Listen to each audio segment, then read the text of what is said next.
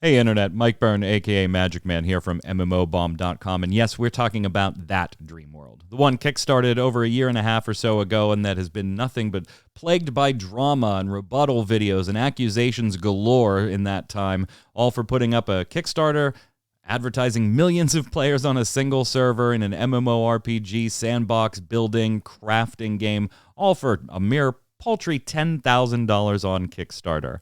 And that was just the tip of the iceberg. So before we get started, I do want to say if you enjoy this interview, please make sure you click like, you click subscribe, you come on over to MMOBomb.com, rate your favorite games there, watch our first looks, the podcast, all that works.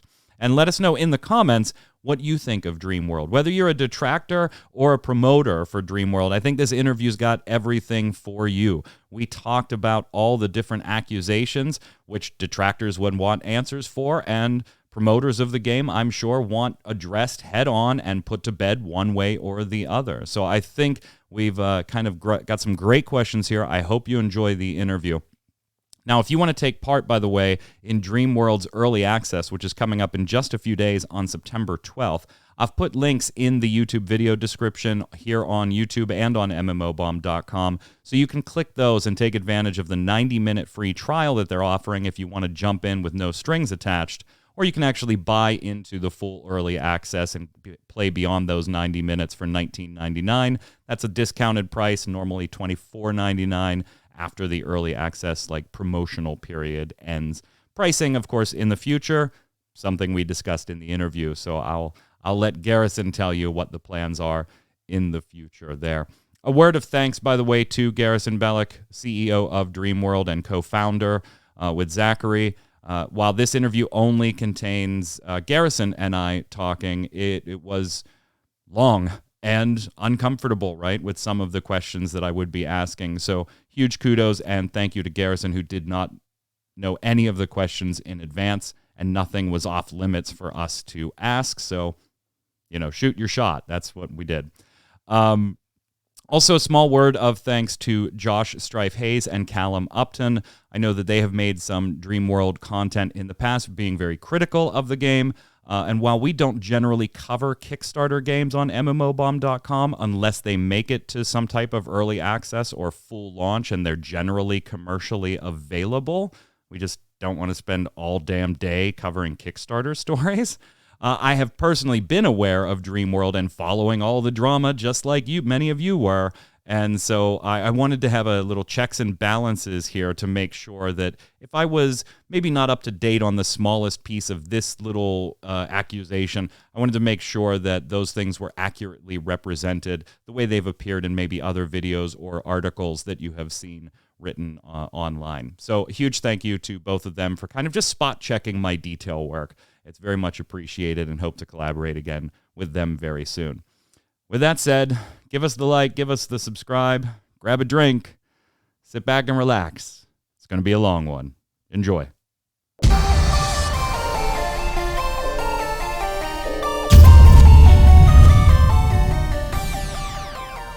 All right, I'm here with Garrison Bellack, CEO of DreamWorld. I think some people have heard of that, right? Maybe a few have heard of DreamWorld, Garrison. Kickstarted over a year ago. Some bumpy roads along the way, to say the least. I appreciate you taking the time to talk with us. We're actually going to address some of those things, look at how far the game has come in just 52 weeks, a year, a little over a year, and that was a few months ago, so you've had a few months even since that most recent update, and then kind of take a look at the future. So welcome. I appreciate you hanging out with us. If you want to say hi to anybody before we get started.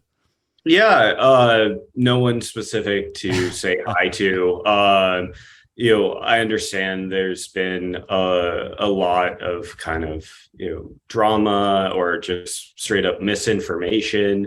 And I really appreciate you doing the call today with me, Michael. I'm, hoping to clear some of that up.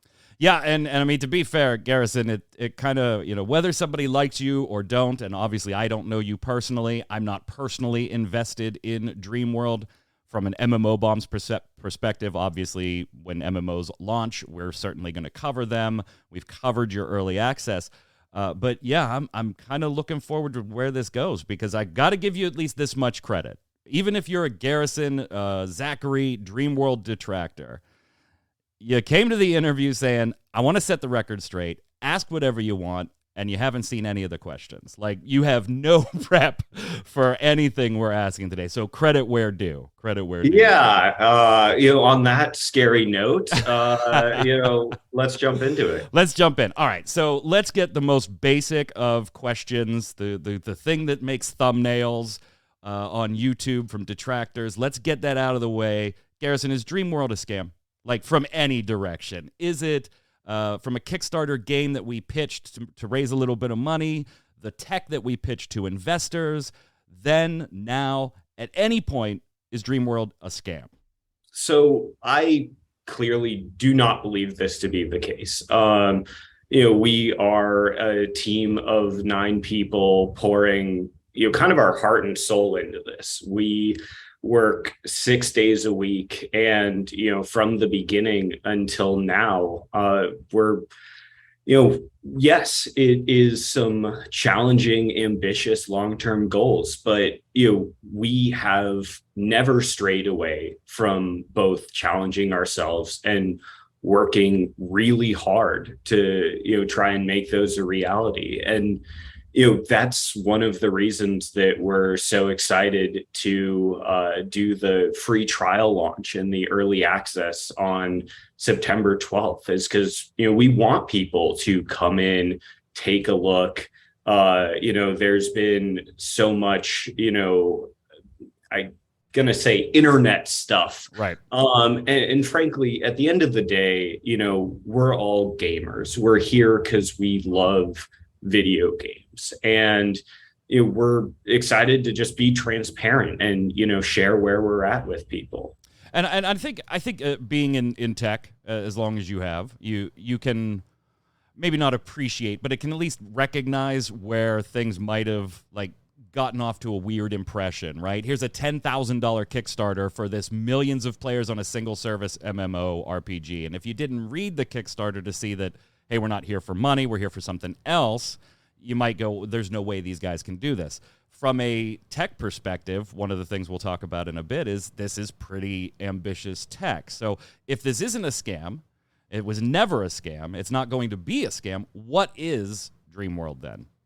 Yeah, so DreamWorld is a massive open world sandbox MMO. So it's a procedurally generated voxel world where you can pretty much interact with and collect everything in the environment across the various biomes we have for players to adventure through, and then take those things and really hopefully create beautiful things to share with other people using what we hope is one of the best building experiences out there. So you build it in the initial Kickstarter, you and Zachary. At the beginning, it was just the two of you, right? There was no staff to speak of. It was literally just the two of you. Yeah. Okay. And we were in our opinion, transparent about that. Of course, if you don't read the Kickstarter, unfortunately, you wouldn't see that. But yeah, we linked our LinkedIn profile, said hey, this is a 2-person team. Right. We're about 3 months of development in. Here is current footage of the prototype. And then, very soon after that, we immediately started doing alpha development with a really tight loop with our Kickstarter backers. So there was people that were saying this is the alpha, what is this? And I think that missed the point a little bit. That was not, the alpha. Yeah, and we're certainly going to touch on that a little bit chronologically here when we get to that initial alpha about a year or so ago.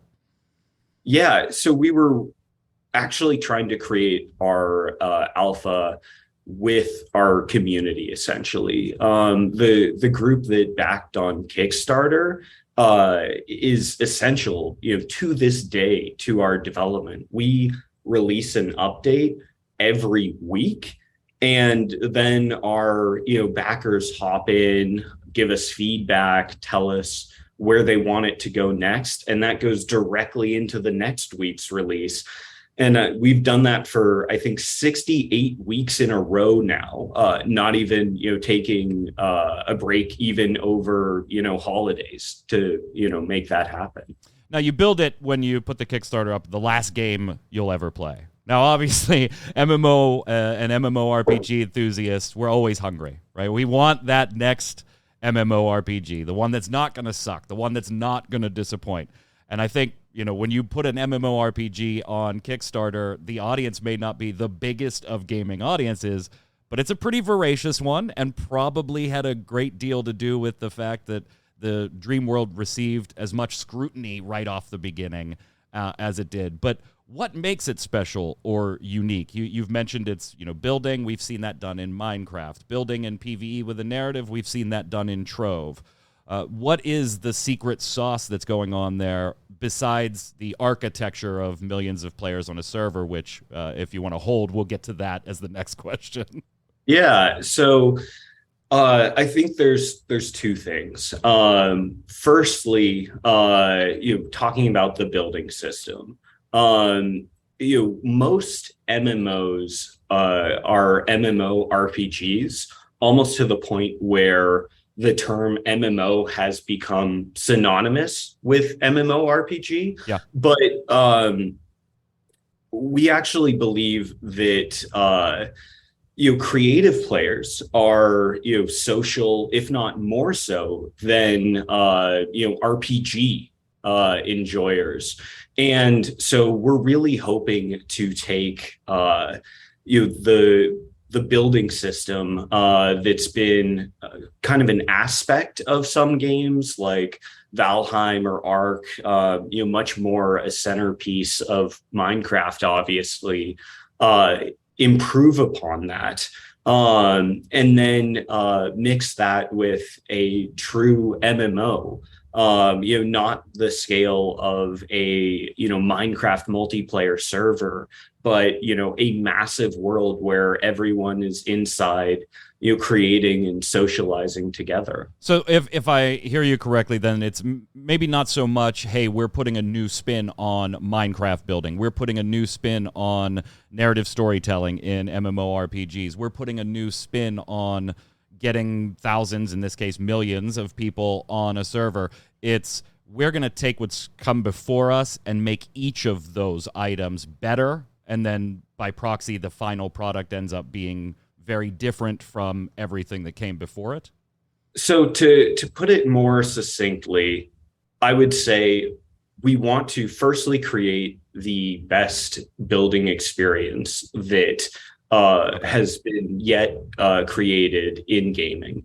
And then we want to combine that with a social multiplayer world, with our goal being, comparable to the kind of social world that World of Warcraft is, for example. Most people don't think of World of Warcraft as a social game per se, but I actually think that that's one of its greatest strengths. Everyone that still plays World of Warcraft to this day, yeah, sure, they're doing raids to set, world firsts or something like that, but really it's their community in game that, keeps them logging on day after day and really enjoying it. And we're hoping to replicate something like that with a more, creator focused group of players.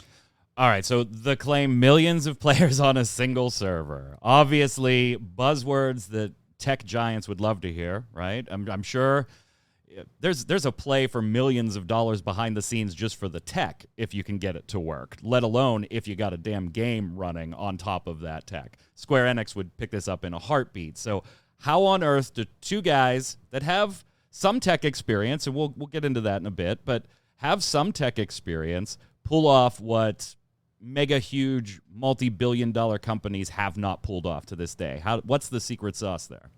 Yeah, so right now our multiplayer is on the scale, I would say, comparable to top MMOs. And you're not using, to be clear, the Unreal multiplayer tools, the Unreal Engine correct. multiplayer tools. The Unreal Engine multiplayer tools do not scale into an MMO context because it was built for Fortnite, really, and they have a very different set of gameplay constraints that they need to meet than a creative social MMO. So no, this is something that we've been developing, but really the last year and a half has been focused on the gameplay. We have our group of Kickstarter backers. We're not running into capacity. We know what the next steps are for us to continue down our long-term goal of having all of our players in one massive world. But before we even get there, we need to create a game that people really enjoy and keep coming back to. So that's our largest focus right now. It's not going to spill the sauce for me. I see. Not going to tell me how you're doing it. Not going to tell me how you're pulling it off. But so, yeah, that is still the long-term objective, right? That is not hyperbole for a Kickstarter a year and a half ago. The end game here is still millions of players, single server, single shard, whatever you want to call it, through a proprietary developed technology using peer-to-peer architecture. It's not peer-to-peer. There's a lot of security concerns with no peer-to-peer. doubt. That was my next question. If you said peer-to-peer, there's also been a lot of statements like, DreamWorld takes security very seriously. And I know there's people out there that don't feel that way. And I'm sure you probably have a question about that later, but no, we would not go through the peer-to-peer route because of that reason. However, some of the strategies there are relevant. I've tried to do an explanation on our multiplayer in the past. Yeah, famously spawning the enums enum thing, and this got so taken out of context. Well, I mean, to be fair, it was kind of like, well, wait a minute, that's a data type variable. That's not necessarily a networking thing. Exactly. The point I was trying to make was that really it's about reducing bandwidth usage and reducing the load on your server. And I have learned my lesson from using technical jargon in a interview. So I'm not gonna, probably try and use technical jargon anymore. But that's the point I was trying to get across is, to scale, those are the two things you really need to do, at least on the server side, to accomplish those goals. And then there's a whole separate set of challenges on the client side as well. Yeah, I mean, it's certainly going to be interesting to see because you just and I'm a software engineer by trade, but I would not say, hey, I make games. I might have a little bit of a leg up in being able to read languages if I all of a sudden found myself working on games, but I'm not a game designer. That is not my experience. I wouldn't put it on my resume as my experience. So from someone like that, or even just a casual MMO fan kind of looking at DreamWorld going, wow, I mean, it does kind of spawn the question, right? How has nobody else already done this if these guys can pull it off? Yeah. So like I said earlier, our multiplayer capacity, we believe is currently on par with, other top MMOs. And, we consider this as far as what they put on a single server, I would assume. Or are you saying you can currently hold the capacity of what Final Fantasy XIV holds on all of its data centers already? No, on a single server. On a single server. Okay. That's what I thought. Just wanted to clarify so we didn't mean this up. And we do have kind of our architecture in mind for next steps. But at a certain point, it becomes kind of pointless if you don't have a game that people enjoy.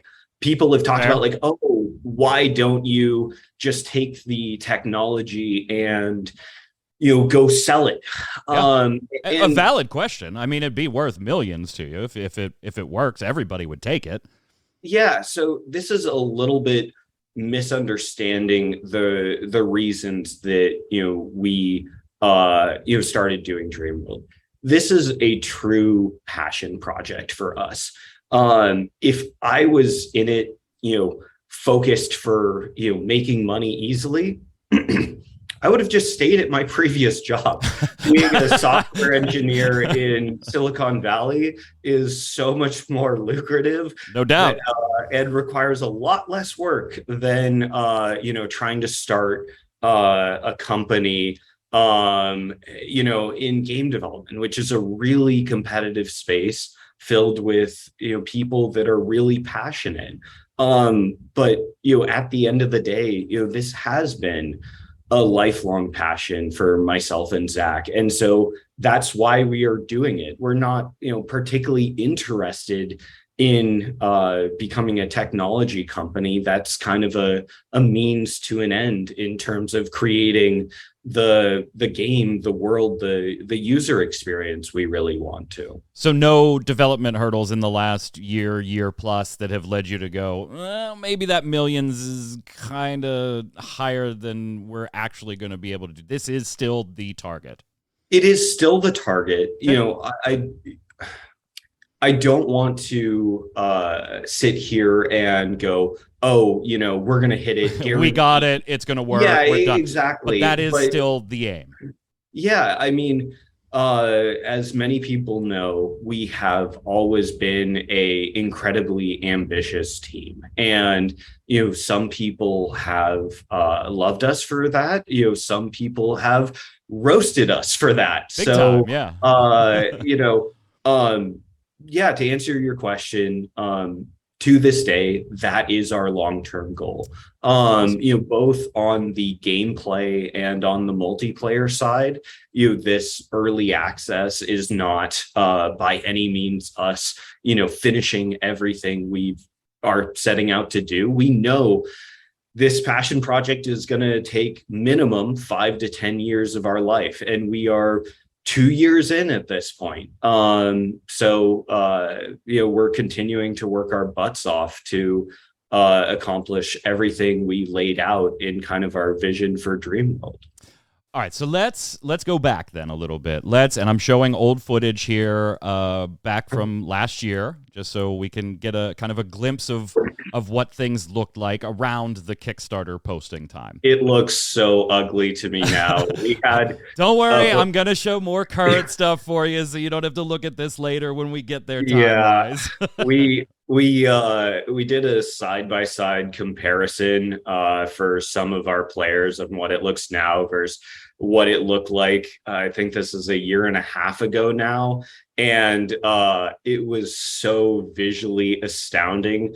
We were joking that, it looked better in the past, and we were going to go do a DreamWorld classic, like World of Warcraft did. But no, this, DreamWorld is by no means visually where we want it to be. We actually recently hired 3 artists onto the team, and we're really excited because they've already been really improving some of the visuals we have in game. But there's still a long ways to go, especially and we're far past, thankfully, the visuals from about a year and a half ago.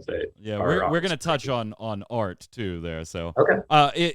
At the time of the Kickstarter, we already established it's you and Zach. That's it at that moment. What experience do you bring to the table in video game design at that point? MMO specifically design, network architecture design, allowing for the ambitious millions players.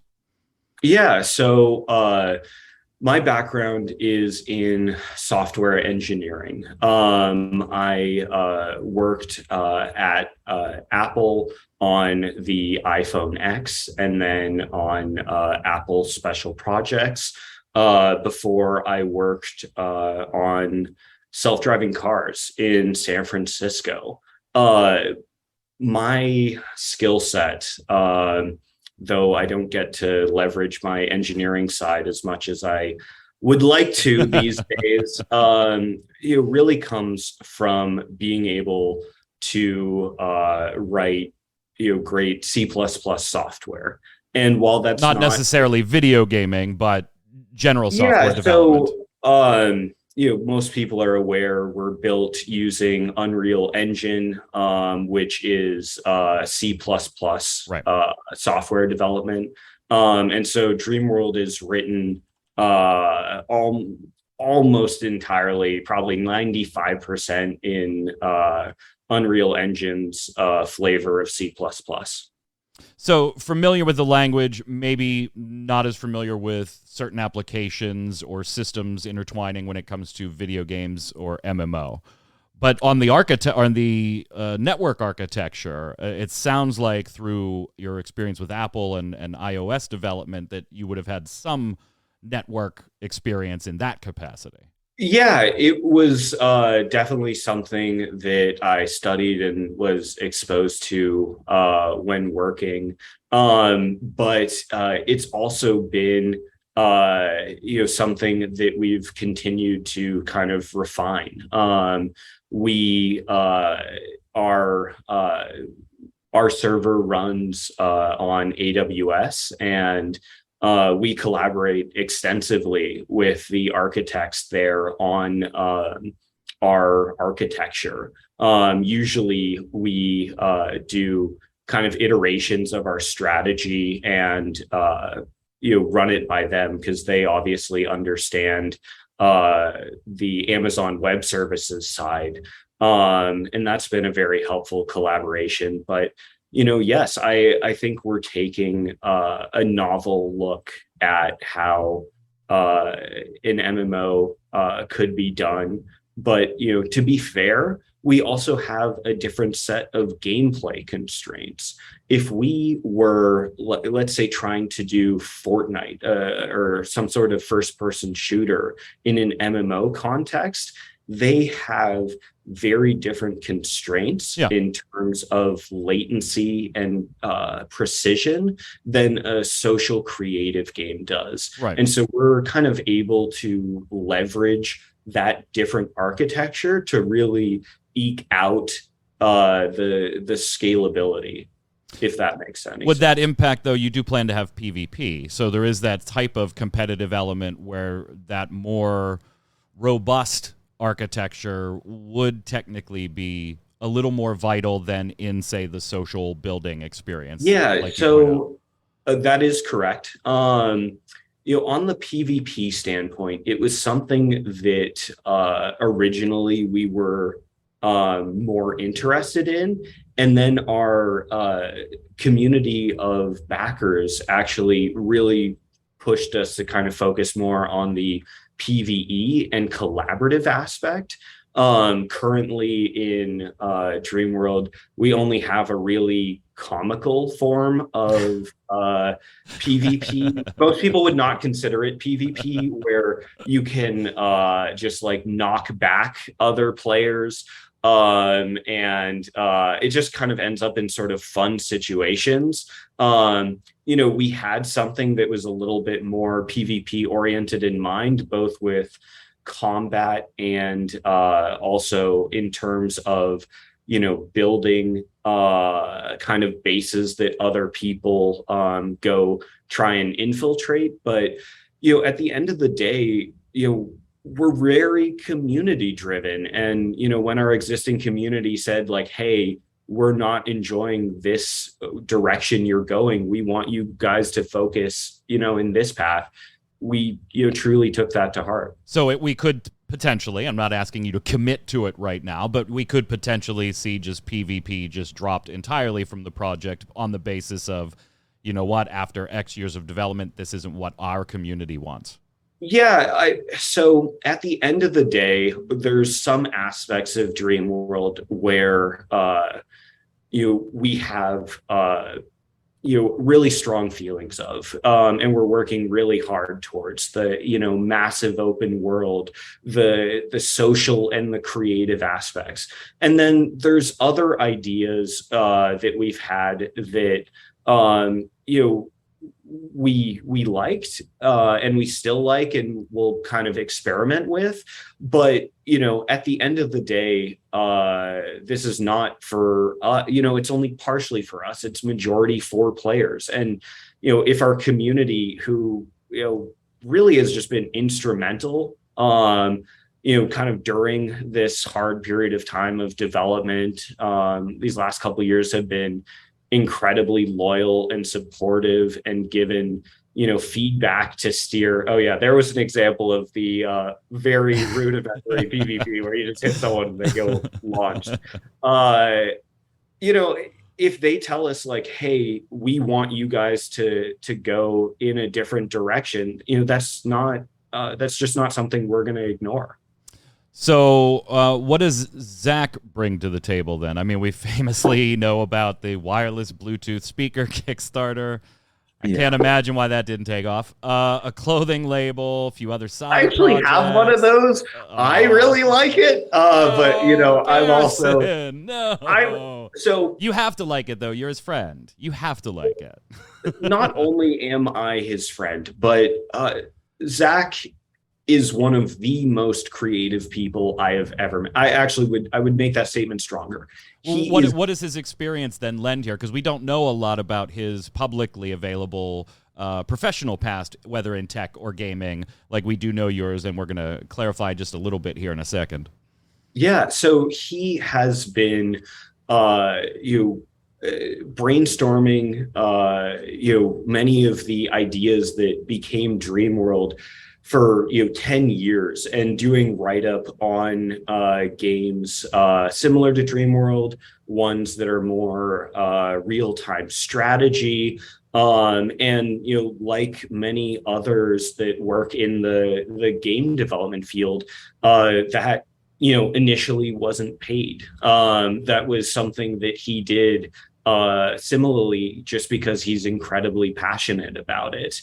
And before we started this company, we had many discussions pulling from these ideas that kind of became the roadmap for what we wanted to create for DreamWorld. So he is and continues to be the creative lead for the team.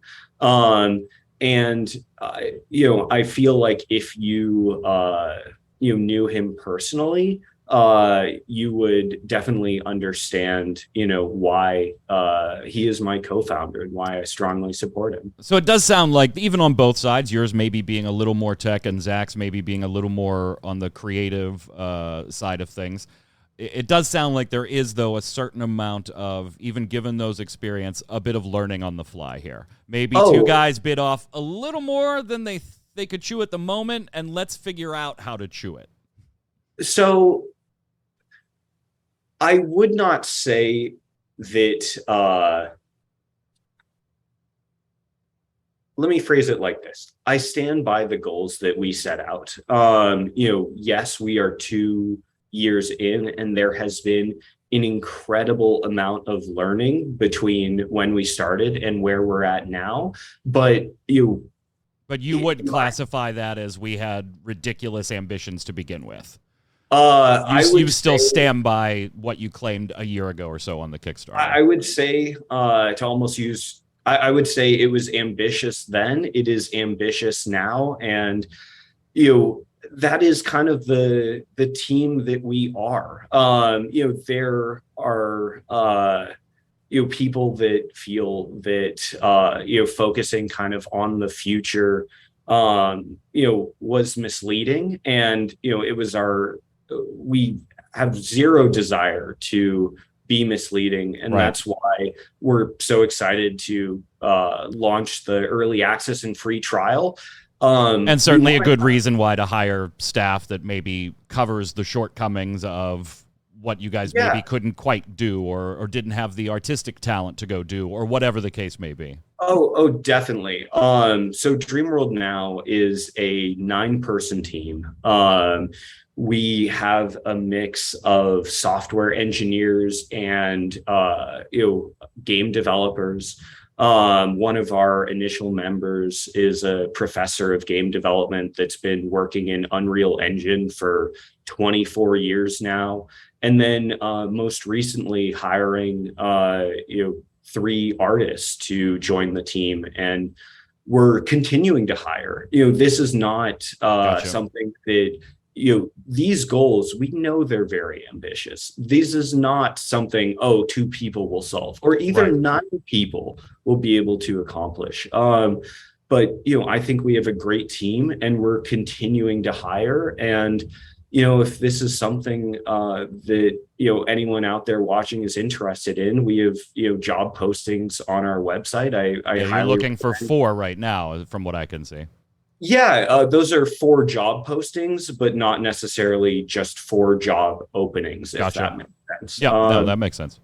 So yeah, this, I've touched upon this before, but this is something that is going to be many, many years. And we know that, and, we're kind of in for the ride. This is what we want to do. And we know that we're going to we need to continue growing as a company to be able to accomplish these goals. I don't want to take up your entire day. I want to be appreciative of your time, but I've just got like so many things in my head here. So I'm going to kind of rapid fire some things at you here. Okay. And these, like, I'm going to give you a shot to like address main points from critics. While also speaking to your biggest fans who, in my experience, interacting with them both in DreamWorld. I was given access to the early access. I appreciate the access there. I'll have more thoughts after embargoes fall when the stuff goes into early access on September 12th. Everybody can jump in there with a 90-minute free trial or pick it up at a discounted price if you just want to buy in now of $19.99. Normally $24.99, and we'll talk monetization in a little bit long term. But you have, on your resume, you have taken hits by your detractors for having Google, Apple, and Facebook on there. And you do have some details as far as Apple, like how long you were there. You're pretty substantive, a little over 3 years, robotics engineering, an embedded engineer for the testing iPhone teams. But on the Facebook and Google side, slim pickings. So how long were you at Google? What'd you do? How long were you at Facebook? What did you do? Yeah, so most people know this, but those were the 2 internships that I did before I graduated and joined Apple full time. When I was at Google, I worked on their computing infrastructure. So I worked on kind of the Linux kernel, the sort of essentially the backend for the scalability of when you do a Google search. And then Facebook was a very different project. Facebook was probably more similar to my work on self-driving cars, where Facebook was trying to build a drone that beamed internet to third world countries. And this is probably one of the most ambitious sounding projects that I have ever worked on, including DreamWorld. It was known as Project Aquila, and it was quite a unique project. So anyway, both of those were what, like 6 month, 1 year type internships? They were 4-month internships. 4 months. Okay. Yeah. We got a little conflicting information about the conceptualization of DreamWorld. So let's clarify that. In Zach's, and I'm not going to ask you to speak for Zach. He's not here, and I wouldn't do that to you or to him. But in Zach's video on the Kickstarter page, he claims that this kind of DreamWorld conceptualization spawned from a conversation with you when he was a bit down on his luck, right? Island had just broken off their engagement, his fiance. The COVID lockdown started. He lost a job offer. There was a bunch of mentions of stuff like that. And then on a phone call, DreamWorld is born with you. But then we see videos that Zach's been in prior to this stuff talking about Elysium, a project that we have video of that looks very similar to where DreamWorld was headed. And in fact, Elysium is still a file referenced So, in a lot of DreamWorld files. So when did it start and how is really what I'm yeah, getting down to, because Island kind of threw the timeline in her rebuttal video to Zach's Kickstarter back at the time. And let's clear up the confusion. sure. So, firstly, I just want to say that a ended engagement is incredibly difficult That's for rough. people, and this is not something One thing that I won't get into, Garrison, by the way, here is like the drama with the ring and the proposal. We're not going to do yeah, that here. You aren't Zach, so I'm not going to ask you those. But I do think it was important to bring her up in like the rebuttal and timeline. She claimed he was working on this for months before that had happened. So I wanted to be clear, where did DreamWorld start? yeah. So a relationship like that does not end overnight. And I was kind of there, throughout that. But likewise, DreamWorld was not something that was created overnight either. This was all kind of going on around the same time. We didn't formally start DreamWorld until February 2021, but we were ideating before that. Elysium was just the previous name for DreamWorld. But likewise on Was it both of you back then when it was Elysium, or was that Zach working on something that then later you two are talking about and you say, you know what, let's go do this? So Zach had brain like I talked about earlier. He had done many years of kind of brainstorming game design for various things, and that was I think a fuel for some of the ideas that came to DreamWorld. But Zach and I have been working on this project together since the beginning. Gotcha. But I want to get back to the question there. And my answer to that is this was all happening, pretty much concurrent at the same time.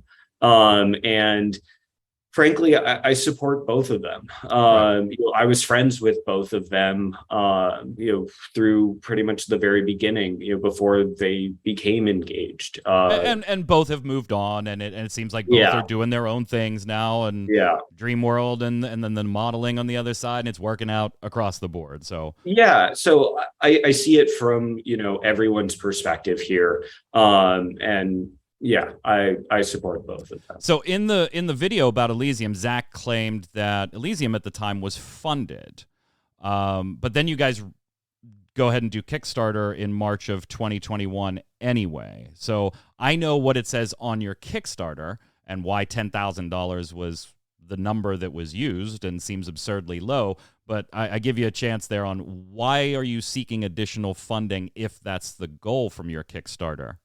Yeah, so and we put this on the Kickstarter. The predominant goal was to get an engaged community that we could develop with week after week, us taking their feedback and putting that into the next week's update. On the funding side, like why did we do a Kickstarter for money then, or why is there a price? It is. I think it is a valid question. It's like, if you guys are already funded, then what the hell is this? And the answer is that we did raise an initial seed round where we had funding, and again, this is on the Kickstarter where we knew we were going to do this regardless of how the Kickstarter went. But that money goes directly into hiring more people for the team. As I touched upon earlier in the call, this is not a project that 2 people can do or even 9 people can do.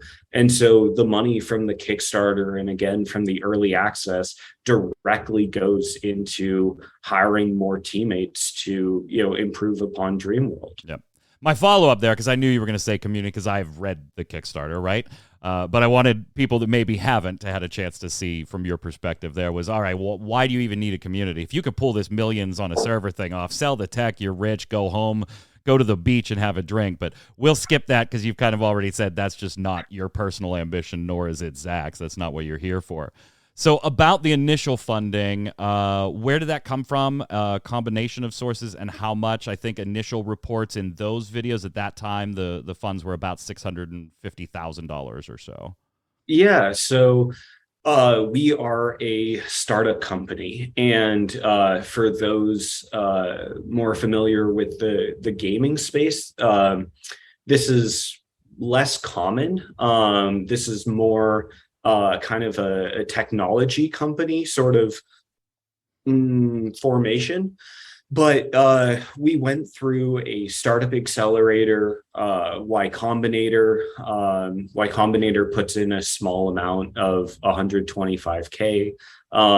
They help kind of with some of the basics on how do you set up a company. They help, refine your ideas. And then we graduated from the program, and we raised a seed round from pretty much professional investors in Silicon Valley. These are people that took a look at the team, the idea, the risks inherent in us and any startup, and decided this is something that they want to be a part of. So you had 650, 125 came from Y Combinator. The rest comes from, I would assume, smaller Silicon Valley startup donors. Now you've kind of, or I'm sorry, I don't want to misspeak. Go ahead. Yeah, so we have some angel investors, Gotcha. But we also have some larger venture capital firms. That's kind of where I was going with this, because now obviously you have more funding than you did then, and maybe new partners. So what's the general sense of funding now? Are there notable investors that we would know and say, oh wow, they're investing there? Obviously, you can't give me a P&L, and I get that, but. So we do have notable investors, but this is also something that I need to get their permission to use their names publicly. Understood. Are we talking private individuals or corporations? So like venture capital firms. Okay. If you look up like venture capital firms in Silicon Valley, you'd probably run across some of our investors there. Okay. But this was kind of a large seed round from I want to say it's like 20 kind of groups that decided that they wanted to invest, and there are actually pretty stringent requirements on who's allowed to invest. So these are people that understand the risks, have far more money than I do, and are able to make investments in startups, which are fundamentally high risk. But these were people that decided between the team and the idea this was something they wanted to be an investor in. But these aren't organizations like, at least at this time, like Amazon isn't funding you, or Microsoft isn't funding you, or like any big tech companies at the moment. They're not tech companies. They are Gotcha. venture capital companies. Perfect. No, oh yeah. Just wanted to set the line here. All right. Directs, you kind of quick fire here. Are you related to John Bellic? Yeah, he's my dad. He's your dad. Yeah. There's people so like, obviously you knew I was going to hit this. He works at Y Combinator, or well, I mean, there were. I don't think I saw that he worked at Y Combinator. The one I saw, and I'm going to ask you about, is he's your dad. Did he assist you and Zach in either, obviously getting contacts? I'm sure he's was high up at Google. Like, he has contacts. No. So he is not high up at Google. Not John now. Bellic is my dad, and he works in real estate. He does Oh. not work at Google. He does not Oh, work at another Y internet Combinator. misnomer. Okay. Yeah, yeah. So So this is did like, he assist you in hooking up with Y Combinator or help network any of these finance deals or anything like that for you? so you know, my dad has always been a huge supporter and someone that I go to for advice very frequently. No doubt. But Yeah. he outside of his real estate space, it really is kind of up to us and specifically Y Combinator, who helped us get into contact with seed round investors. They do a big kind of demo day where they pull a bunch Right. of investors together, all of the companies that are part of their program. Yeah, that's what I was going to ask. There were accusations you did not have to follow those because of your relationship with John, because of some networking, like all these compounded accusations. So you had to follow like the normal Y Combinator presentation day process, like all of those. You had to go through every red tape that I would if I applied tomorrow. Yeah, I mean, I wouldn't say Y Combinator has a ton of red tape. Here's the process. There is a dedicated process. Absolutely. Yes. So this is the process that is standard and the process that we went through. So we applied on their website. They have a website. You can go apply right now to the program. You have to fill out a lot of information. They review your application. If they decide to move forward with you, you do a video interview. Your whole team does with 3 or 4 Y Combinator staff, and they grill you on the team, the idea, and then at the end of that call, we got an email later saying like, hey, we've decided to accept you into the program. If this is something you want to do. In our case, the program started at the beginning of 2021, and then it was I just wanted to ask, did you pitch to Y Combinator as an MMORPG video game or a tech company with the millions of players? Like, what was the actual pitch to Y Combinator? So it was a social world centered around user creation. Okay. So it leaned a little more towards the game without telling them you were making a video game. No, without saying the word video game. No, we definitely describe ourselves as a game, and Y Combinator does invest in gaming companies.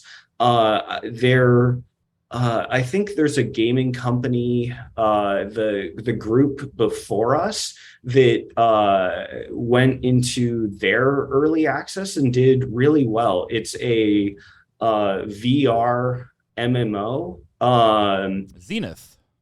Yeah, exactly. So they actually also came from Y Combinator, and they're, I think, either 6 months or a year in front of us. They're more focused on the VR RPG aspect. And for us, we're really focused on the, creative social side.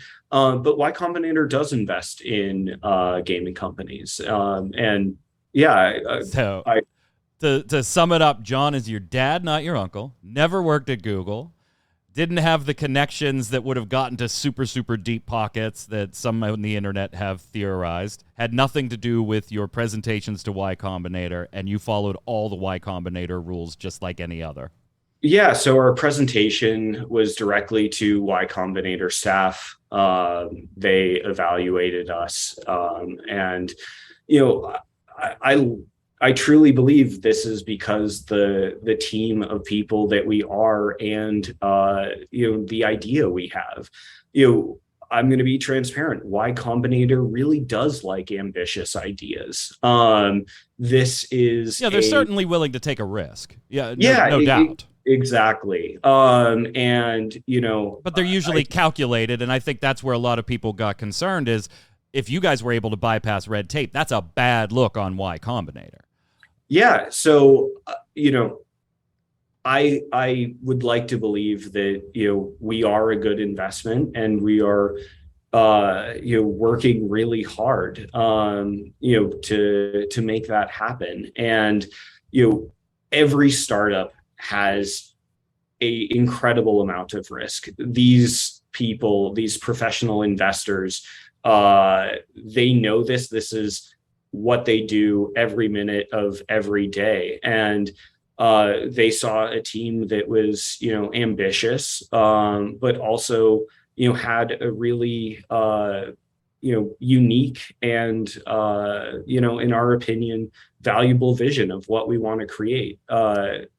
I think the MMO sandbox space is very underserved compared to, for example, MMO RPGs, which is fairly saturated. And so that combined with the background of the team, I believe is why they invested.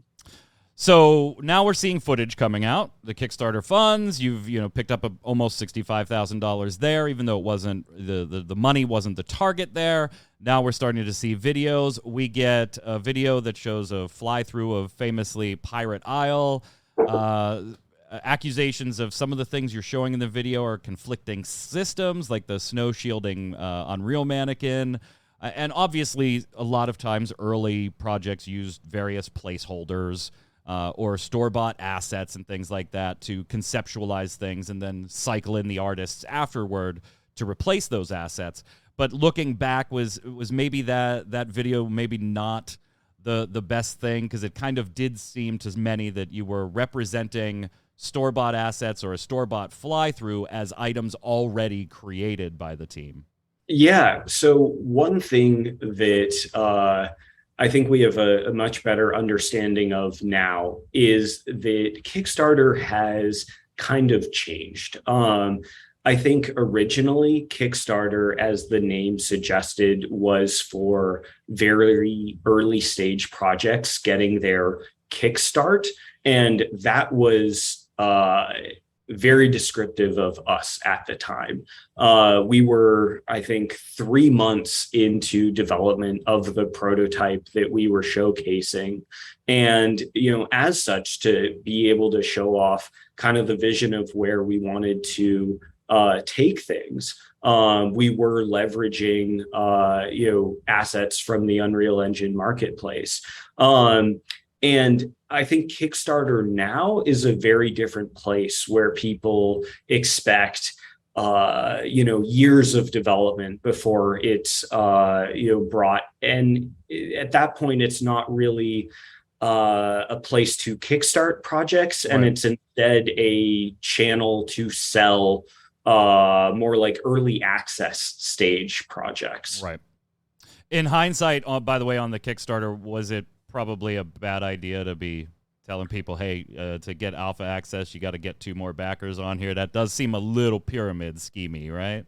So that was, it was, I'm trying to think of the specifics there, but it was, I think, 2 more people at the $1 tier. So it was something to just prove that, hey, can you please get your friends to come take a look at this project. We didn't think doing the $1 support was much to, if those friends were legitimately interested in the project. Right. And that's why I ask you this, again, not to be mean to you, Garrison, and pick on you here, but like, those are the things that I think are important, where there's misconceptions. Let's fix them if we can. And if the team has made mistakes or self-inflicted wounds, let's acknowledge those self-inflicted wounds. And I think this is a little self-inflicted. Yeah, you look at it and you say, okay, if we get people to just say, go get a friend and to give $1, that's going to increase word of mouth, and $1 isn't all that much. But what gets out is you can't get alpha access unless you get 2 more backers in here, not the, oh, by the way, you just have to back at the $1 mark. Yeah. So as you kind of explained it, that was our, thought process. Right. I've kind of emphasized this time and time again. We are a legitimate project. We care about this immensely. Yes, we were trying to get more people to take a look and incentivize people to, encourage their friends to take a look. Regarding the content of the Kickstarter itself, You know, like I mentioned, we came out talking about our, long-term vision for DreamWorld. And we were incredibly excited to share that. We still are to this day. But it was a lot to share all at once. And while some people, are huge supporters and really enjoy being a part of the project, knowing where it wants to try and end up. Right. There was a lot of people that felt focusing on the future instead of what we had, which was 3 months of development at the time, was being misleading. And, we have zero desire to be misleading to people. And that's one of the reasons that we're so excited to show off the kind of early access launch and the free trial, is because we think, even not talking about the future and the improvements that we really want to make over the next, numerous years, we're also, very excited to where DreamWorld is at today. There has been huge progress in the last year and a half. I'm incredibly appreciative of the hard work the team has put in. We've put in so much work, even by like game development standards, which is a very high bar. And there's no crunch over there at DreamWorld, right? No crunching. It's let's just say, for better or worse, right now we're not really the team that has the best work-life balance. We have so let me rephrase. There's no forced crunch over there at DreamWorld. So it's a small team. This is not like some. Yeah, I'm being a little facetious there. I understand. Yeah, it's not like some like top down.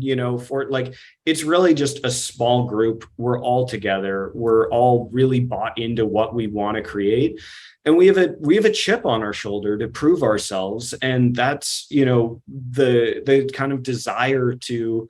We've seen it happen before, right? We've seen the self-inflicted wounds almost destroy No Man's Sky, right? We've seen Final Fantasy XIV Version 1. I'm not saying right now DreamWorld's going to be the next one of those two, but those teams have made the redemption arc, for lack of a better term. Now, can DreamWorld get there? That's still yet to be determined.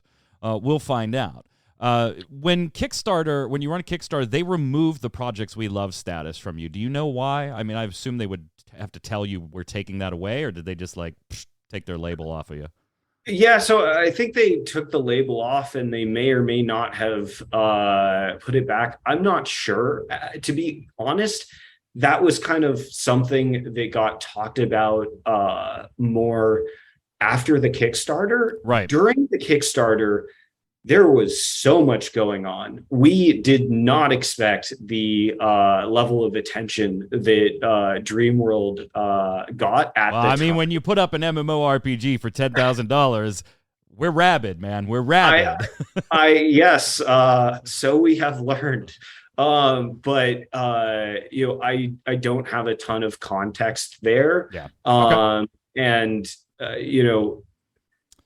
honestly, there's a bunch of things like that, at least to me, do not really matter much compared to, hey, let's get the game out there. I was more asking, like, did they give you notifications saying, hey, look, we're getting a lot of feedback about this? Like, if there was something there besides somebody just checking and unchecking a box without really notifying you. Yeah, I think they put it on and took it off.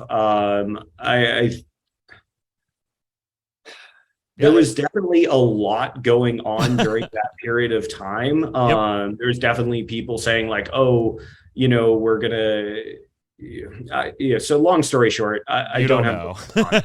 Yeah. You released the alpha May of 2021. You had mentioned earlier, and I said we'd get to it. It's pretty bare bones. A bunch of people started tearing that apart as soon as they could on YouTube.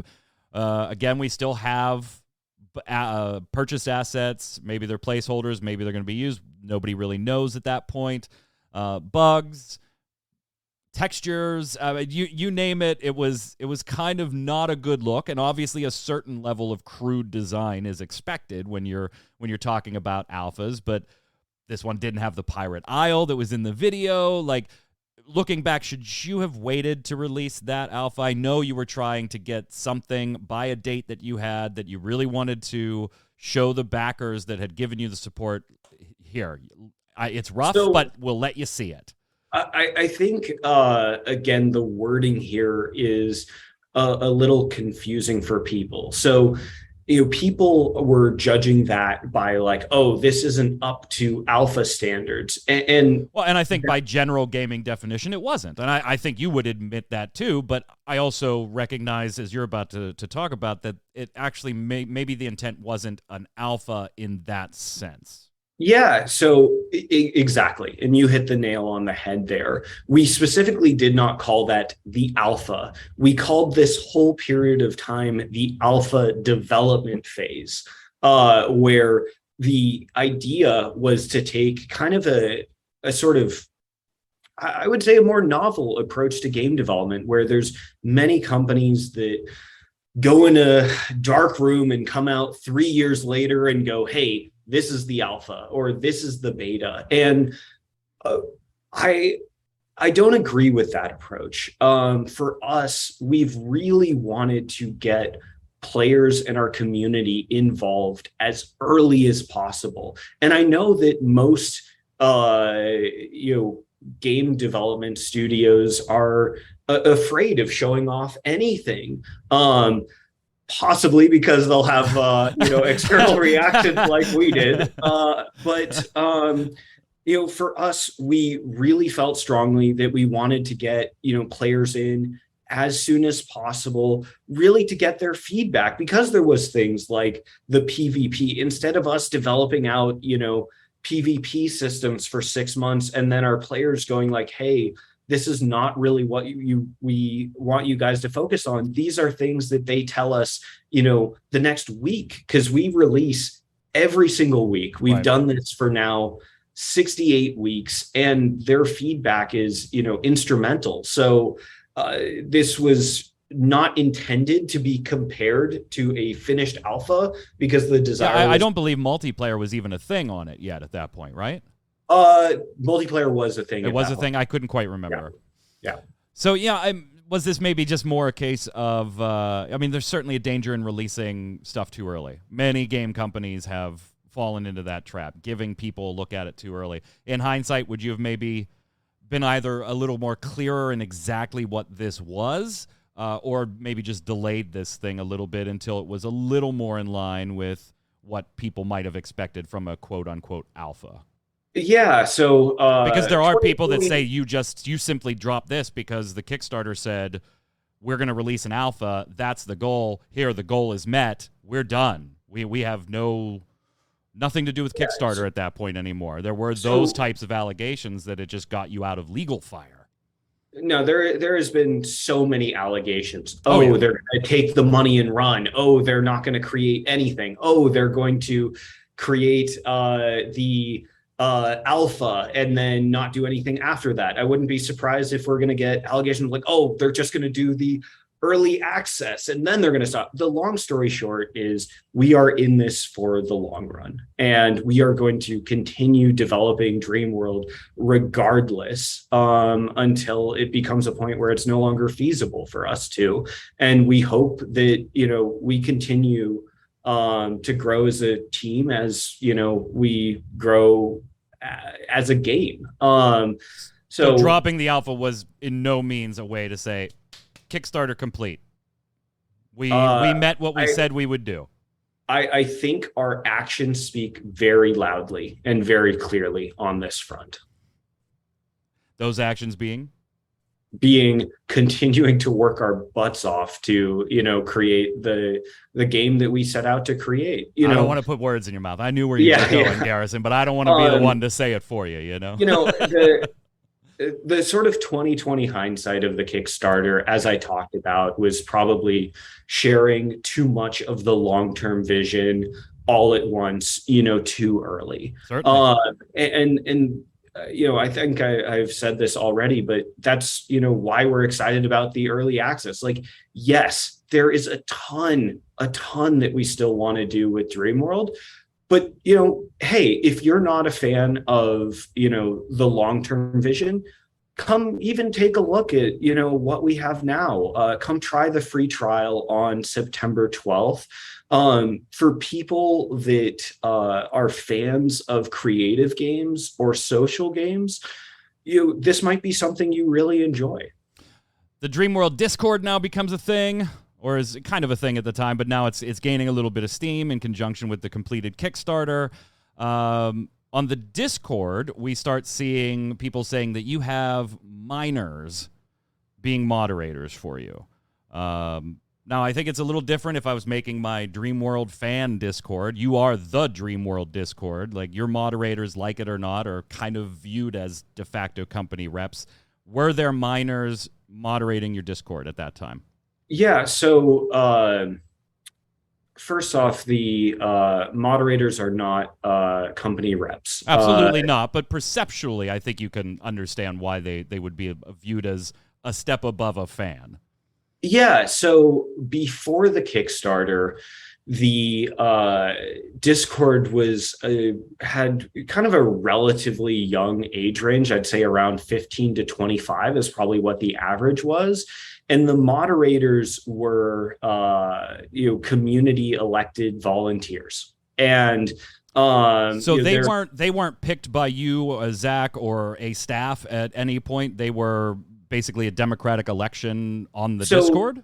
We have to approve them. Right. Moderator. But yeah, I mean, these were people in the community that were really active, that other community members liked and supported.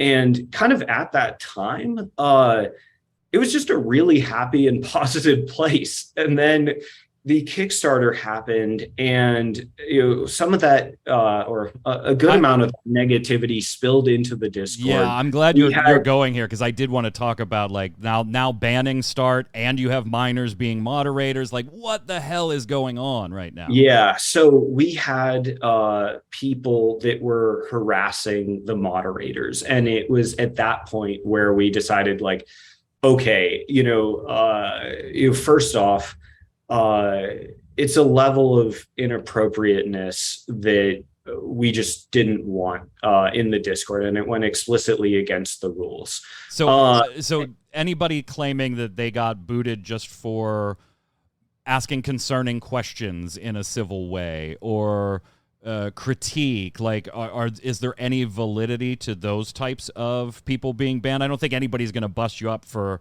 banning or booting people that are harassing other users, harassing moderators, regardless of age, like any of that stuff. But well, we had people that were making those claims while doing both. So they'd publicly be going like, oh, I'm gonna ask a legitimate question, right. And then they would be I don't want to get into it, but some things that were not appropriate, and so in those cases there was, people that were purposely trying to set a different public perception than what was happening in reality in, many cases, so they could make videos of it or content, because there was, so much attention at this time. But there was also people that had, very legitimate questions or, valid criticism. And we have a channel in the Discord explicitly for that. Right.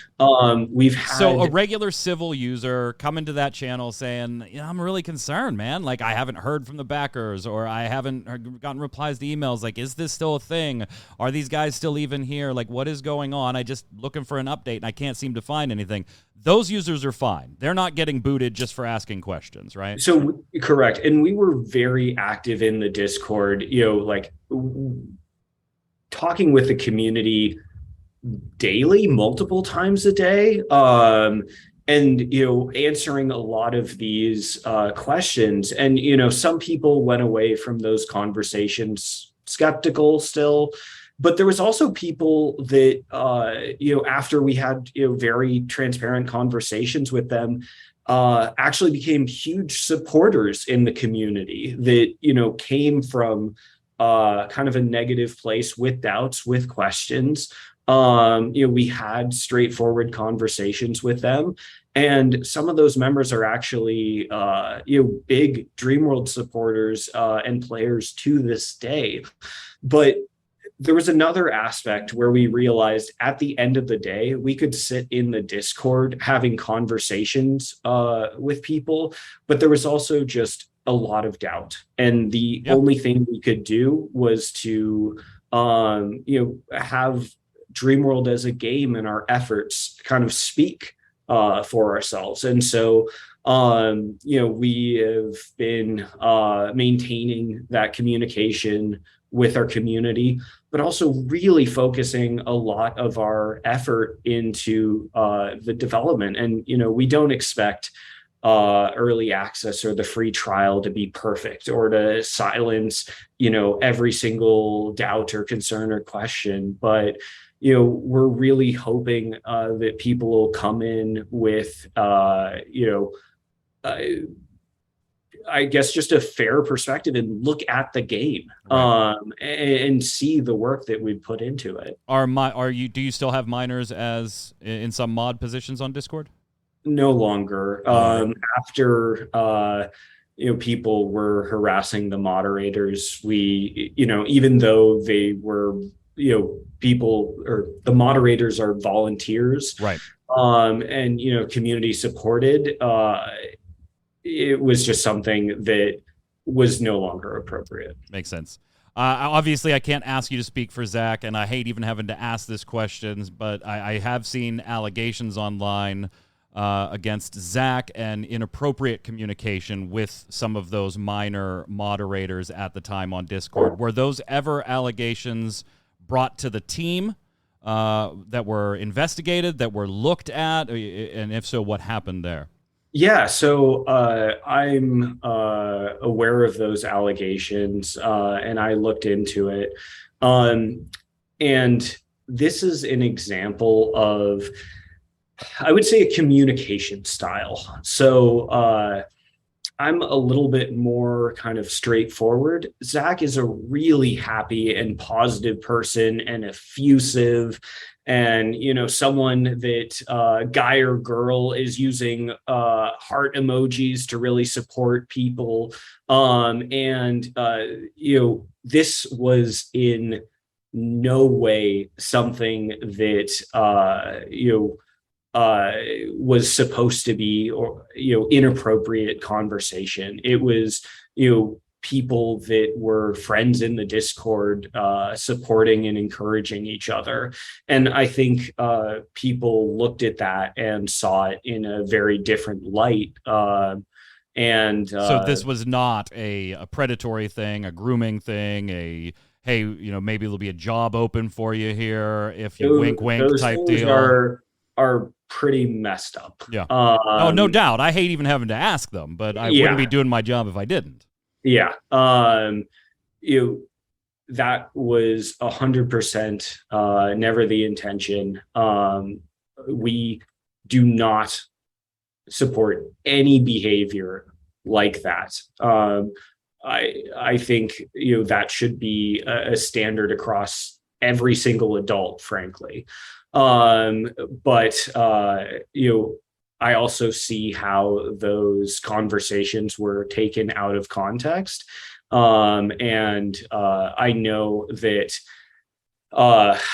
he's been working on, kind of reducing the amount of kind of effusiveness in his communication, though, right. He is an incredibly positive and, loving person in a platonic sense. Right. He is incredibly friendly with, pretty much every member of our community. And, if you're curious about him as a person, I highly recommend you ask, members of our community. He's a very positive person. All right. Fast forward, baby, a year later. And that's all good to hear. I hope that is the case after you guys. I'm glad that you at least had to take a look at it and get it sorted out, because I couldn't be more on board with you on this. This can't be, this type of stuff isn't tolerable. You got to get it out. You're headed into early access 12th of this month, so you got 5 days. You haven't had a ton of updates on the Kickstarter, like 2 or 3 since that alpha, quote unquote alpha, and now headed into early access. Bring us up to date. What's changed? What's obviously the team has grown. Some of the assets are being changed out, so we're starting to see less of some of the store-bought assets. I would assume that has a lot to do with talented artists that you've brought on and more that you want to bring on. What's going on? Bring us up to date on the entire thing. And I'm actually going to show more current footage for you. This, granted, still 2 or 3 months old, but a lot more palatable for you, I'm sure, than the first footage. Well, yeah, this is still the 2 years old. Yeah, footage, it's gonna go through played. the timeline here over the last 52 weeks.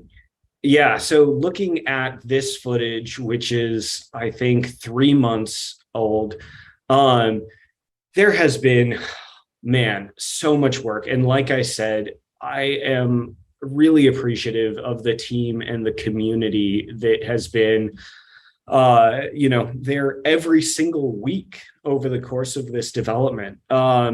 So we now have a massive procedurally generated world with 4 main biomes. We have done extensive improvements to our building system. As you mentioned, we've had a number of talented artists join the team. If you see, it's not showcased here because it was more recent, but if you take a look at our, some of the buildings and sort of the starter area or the main pieces that players build with, they are absolutely gorgeous. And really the kind of the next caliber of visual that was built in-house. By no means are we, satisfied with our visuals or anything like that. Right. But we're continuing to invest in the artistic aspect of the game. There's been so many features added: gliding, climbing, swimming, tons of new things to build with, emote system, voice chat. I'd probably be here for another 30 minutes trying to list all of them. But the intent, though, like you obviously, like I said, you still have some pre-purchase assets here, but far fewer than you had a year ago. And I would expect that that's just going to continue as you convert those assets over to your own things that fit your vision of DreamWorld a little better than something on the Unreal Store. Yeah, exactly. We don't have an explicit goal of like, oh, no, anything from the Unreal Engine store. Right. But there definitely are many times where we're like, the next step of where we want to bring the visuals here is not something that we can easily get without, hiring, talented teammates on the artistic side. I think so I talked about overhauling the city, overhauling some of the main assets that players build with. I think a big one next up on our docket is the character, the main character you play as. I wouldn't say it's bad currently, but I think there's so much better that we could do with a talented character artist. And that's actually one of the main roles we're hiring for right now. So to answer the question, farming's been added as is shown on the video. There has been a ton, a absolute ton. We have been working 60 to 80 hours a week for the last year and a half, every single week. And again, this is not perfect. This is not, oh, we're done with DreamWorld. We've accomplished all the long-term goals. Well, that's kind of my next question. Why early access now then? Yeah, I think, as we're clearly seeing, a lot of people are, kind of familiar with the DreamWorld of a year and a half ago, of the, prototype or the very first alpha development release that had 3 months of work into it. And this is a very different DreamWorld that's now, a year and a half plus into development. And we are going to continue developing. There's so many more improvements that we want to make, but the motivation for the early access and the free trial was to get, kind of the broader community to come take another look. Do your investors have certain benchmarks that you need to meet, or do they have a say in like monetization or design decisions, or when you need to release an early access, or when you need to go to launch, or is this just you and the team and the investors are, hey, do your thing? The latter. So this is very driven by us. These professional investors are almost exclusively hands-off. Some of the bigger venture capital firms, after they make their decision, I mean, they've invested in tens of thousands, maybe more companies. Oh, yeah. So they are not micromanaging anything, and nor do they have the kind of legal ground to do that. This is driven by us as a team. Gotcha. And kind of the desires we have. So no one's sitting there saying early access, you got to do it in September, and I need to see a release next December. Like, nobody's doing that to you guys. Exactly. And, is it a situation where the team is going, oh man, if we had 3 more months before early access, we'd get so much more. X, Y, and Z would be in there. Yeah. But, at a certain point, we need to stop being perfectionists. We know, I'm not, saying, oh, we've accomplished perfection or anything like that. But I think so many people kind of have an outdated understanding of where DreamWorld's progress is, that we felt strongly that we, wanted to do a release, a free trial as well, to get, as many people in, to just come see what we've been up to. $19.99 to get in. Little discount for a little while, yeah. And then $24.99 after that. Is that the like forever? This is what we'll sell this for. What are we talking? Sub? I know cosmetics were mentioned, so cash shop. Like, what is the long-term monetization plan? Yeah, so we have some ideas there, but nothing that we've kind of decided, oh, this is what we want to do. So right now we're really focused on the early access period of time, right, that, we're going to be in for probably a while before we feel comfortable.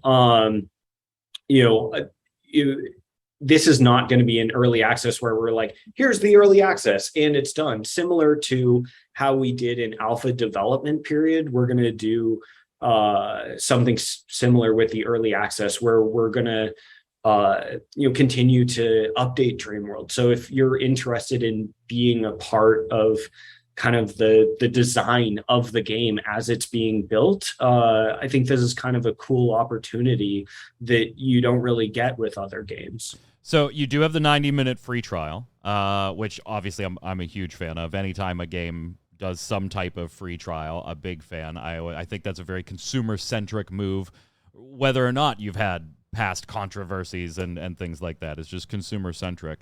You're giving the people a free look at it, 90 minutes.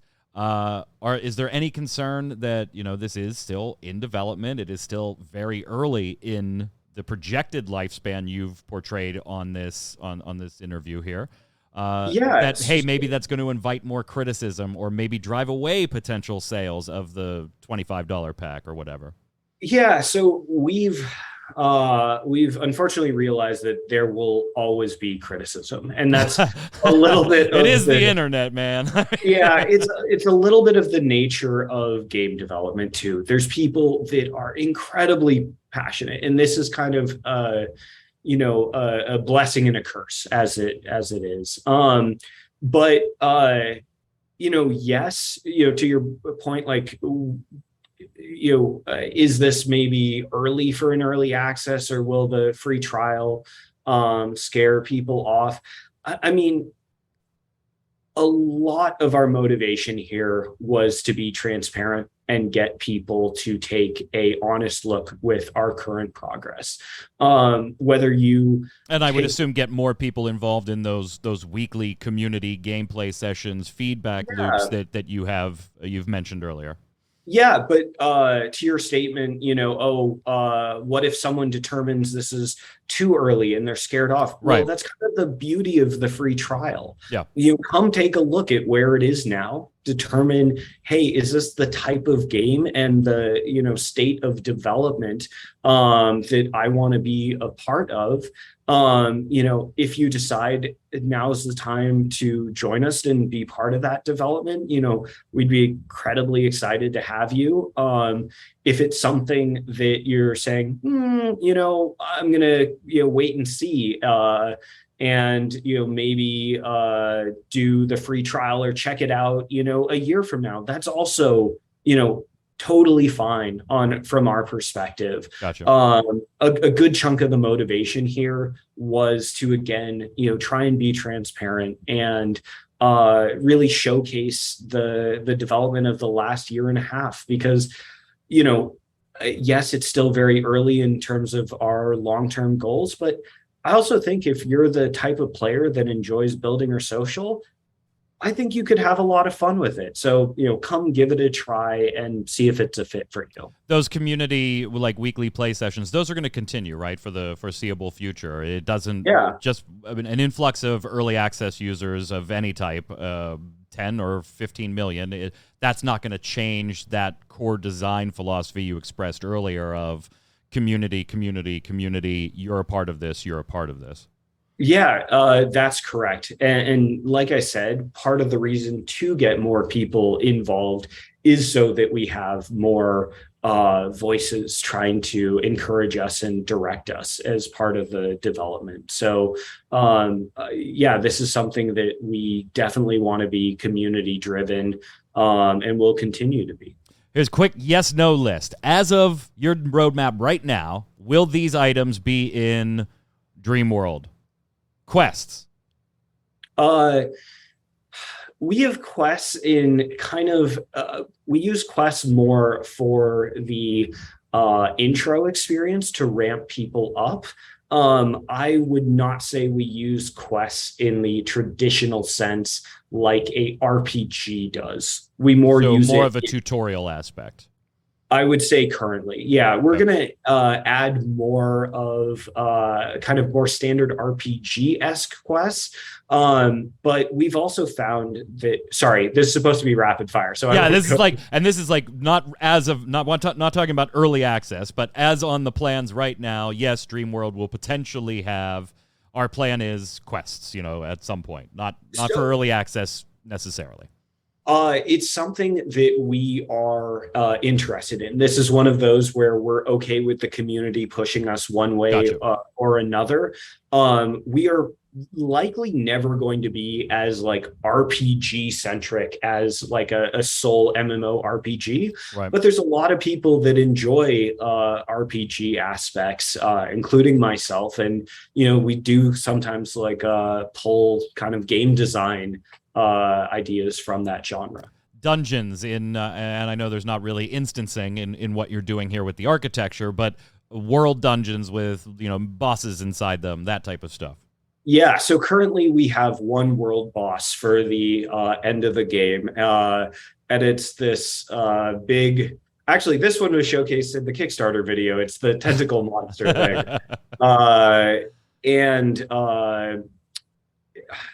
So see, internet, there was something in that Kickstarter video that's in the game. Anyway, for us, dungeons are one of the mechanisms to get players to socialize. And that's kind of go with like raids, world bosses. We'll kind of lump that all in the same category. Exactly. It's less about like, oh, we are going to have the best boss combat. That if it ever happens is something that is nowhere close to now and would be far in the future. For us, things like dungeons or bosses are an opportunity to try and facilitate social interaction, right, if that makes sense. We already talked about PvP. That's going to be a kind of what the community decides going forward. Guilds. Yeah, so this is something that we really want to actually invest heavily in. And our community has been really interested in this as well. Not just kind of the simpler form of guilds where, okay, it's just kind of a group with a clan tag, though that would probably be the initial form of it. Right. But we really want to kind of get further into maybe guild objectives or kind of things that really give guilds and interacting with other people a purpose. So this is one that we are very, very interested in. Cinematics, a narrative, anything like that?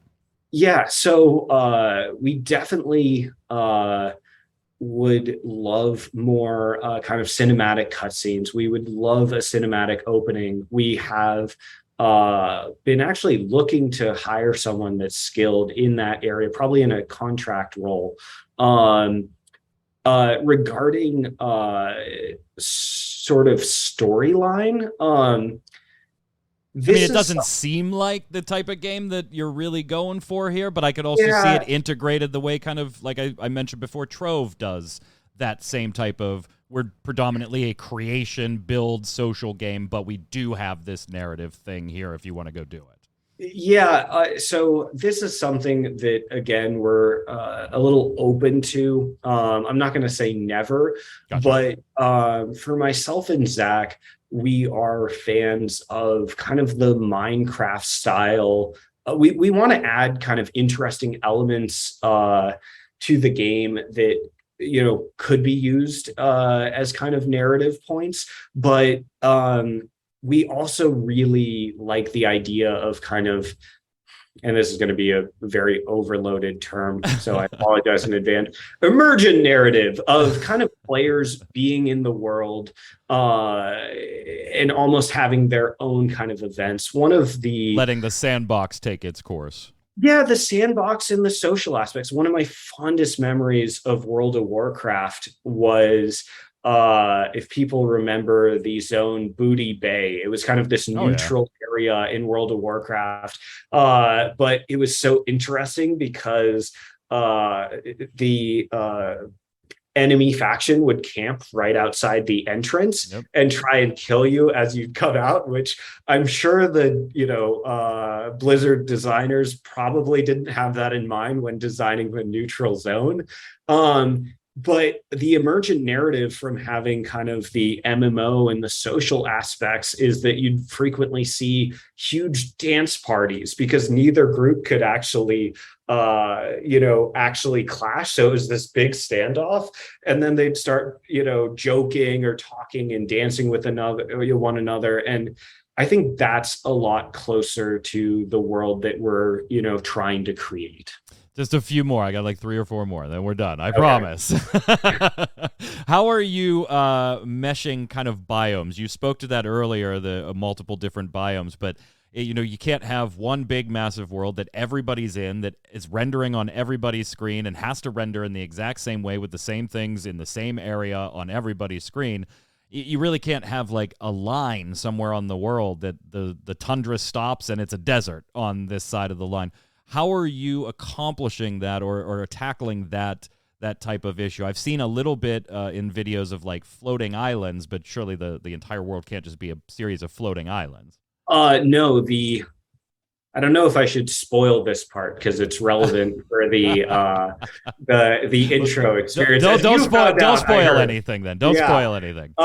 So I guess talking about the biome specifically. So we actually have much more we want to do with our world, and one of those projects is actually called biome blending to make the transition a lot more kind of organic. Right now, the transition is okay, but it is not as kind of realistic as we want to get to. Gotcha. What's going to keep people coming back? I mean, this isn't a game that lends itself to like expansions every 2 years or anything like that. Is it just that immense focus on this being a social platform that happens to be taking place in a game? Is that what the draw is going to be? Like I would I go say, build my house, I had fun, and now I leave.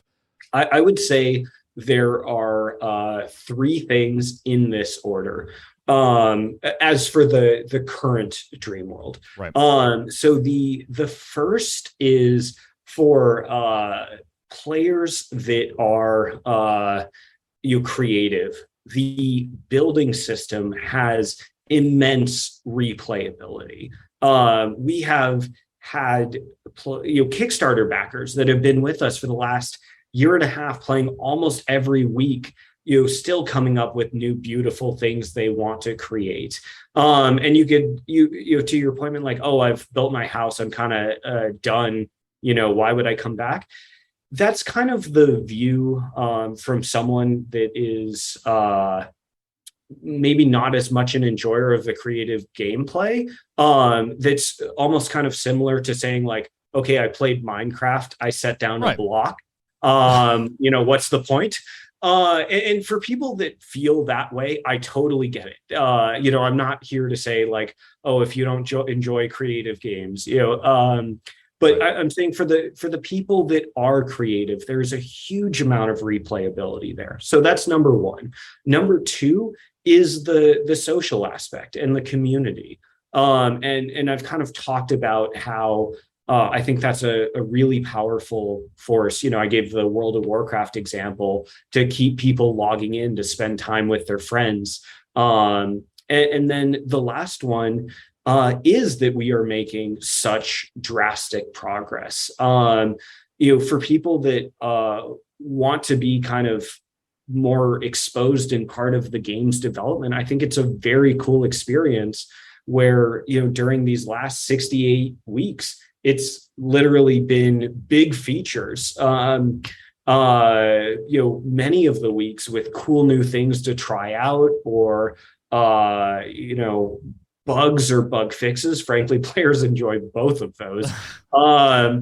And I would say kind of the rate of development, keeps things also pretty fresh for players. So I would say those are kind of the three big draws for people that may want to continue along with the project. Are you fully funded at this moment to get to what you would want to be a release, or are you dependent on these early access sales or additional investments, et cetera?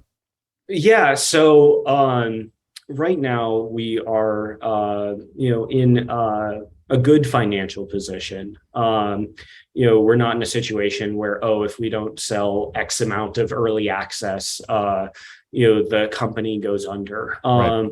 But as we've kind of touched upon, kind of our long-term goals are very ambitious. And do require continuing to grow the team. So I think this is a situation where we are going to scale our development to be realistic with the resources we have available. But as of now, we're still in a very good spot.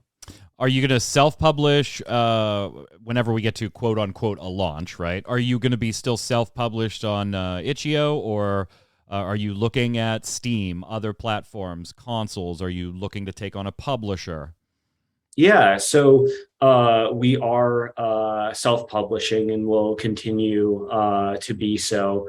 Regarding itch, we are interested in moving off of that onto our own launcher. I consider that somewhat similar into some of the assets bucket, where it does a great job. I really appreciate kind of the work that's gone into the itch project. It is really helpful for game developers, but it is something that we will probably, or almost certainly, grow out of and have our own solution there.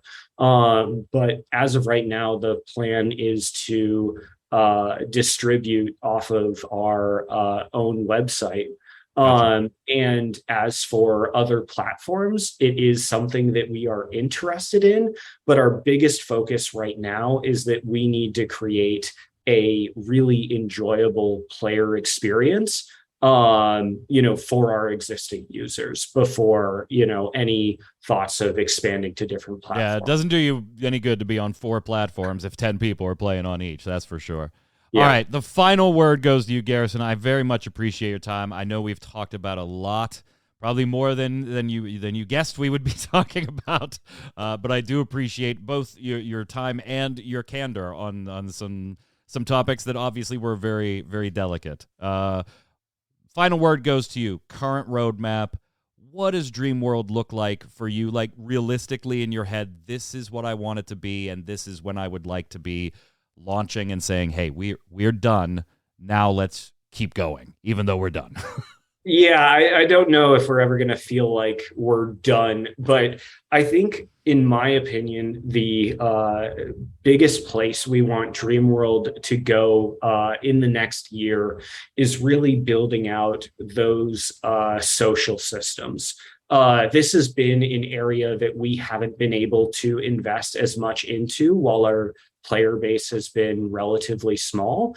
And once we have more people, as part of the game, this is core to what we want to create with DreamWorld. And I think the early access is more a showcase of kind of the building system. And we really want to, as next step, build a world where people are encouraged not just to play with their existing friends, but meet new people and hopefully form positive relationships in game. I don't know if you'll get there, friend. Like, I mean, the jury is still out. It's going to be out for a while, based on what you're saying, and it's going to be incremental improvements here and here, community driven. I'm certainly watching. I'm certainly rooting for you. I don't want any games to fail, regardless of their histories or any self-inflicted wounds or mistakes along the way or learning adventures along the way. It's going to be interesting to watch. I mean, that's kind of all I can promise anybody right now. But if you want to check out DreamWorld's early access, you can do that right now in the comments below here in the info on YouTube and on mmobomb.com. There's a link right to the DreamWorld site. I think I said DreamWorks. Change your name, Garrison. DreamWorld site. You can check out the free trial for 90 minutes or hop right into the early access build, your choice. But take the free trial, man. You want to take it for a spin? Go take it for a spin. You got nothing to lose except a little bit of download time. You can hit those links down below, and while you're there, obviously hit like, hit subscribe, and come on over to mmobomb.com. Garrison, thank you so much for your time. It's very much appreciated, and I hope to talk to you soon, sir. Yeah, thank you, Michael, and appreciate everyone out there watching. Give the free trial a chance.